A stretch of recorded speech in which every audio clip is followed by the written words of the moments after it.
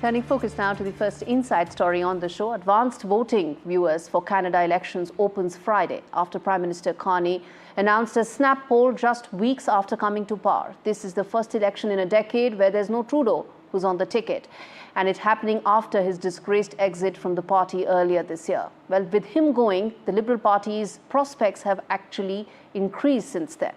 With just a week left for the elections, listen in to what Prime Minister Carney had to say, really setting the tone for the last lap of the election campaign.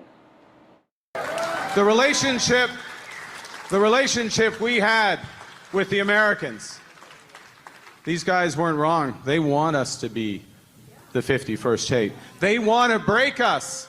They want to break us so they can own us.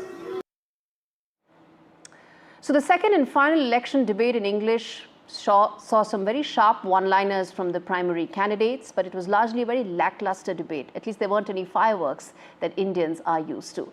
It was even pushed around to give prime-time TV viewing to a hockey match. That just tells you how Canadians view their priorities. But there's one thing that it did show. It showed that the road to victory in Ottawa now passes through Washington, as the Trump factor weighs heavily in who the Canadians will choose as their next leader to steer the country at a time of great political as well as economic uncertainty.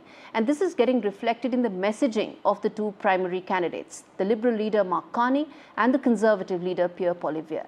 While Carney's messaging has been largely focused on fear of Donald Trump, fear of his threats of annexation, fear of his more trade wars, Pierre's messaging has been completely opposite. It's been a lot about hope of an economy that could do well if taxes are brought down, if cost of living expenses are brought down, and so on and so forth. Whereas immigration fit into both of this is anybody's guess. But the Canadian election result may or may not, viewers, be a referendum on Donald Trump.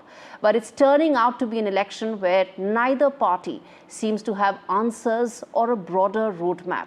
Canadians are looking for not just answers, they are looking for a vision. Whether they get that from any of these two leaders remains to be seen, and only time will tell whether that will provide Canada and Canadians the answer that they are really looking for and the voice that they are hoping to achieve.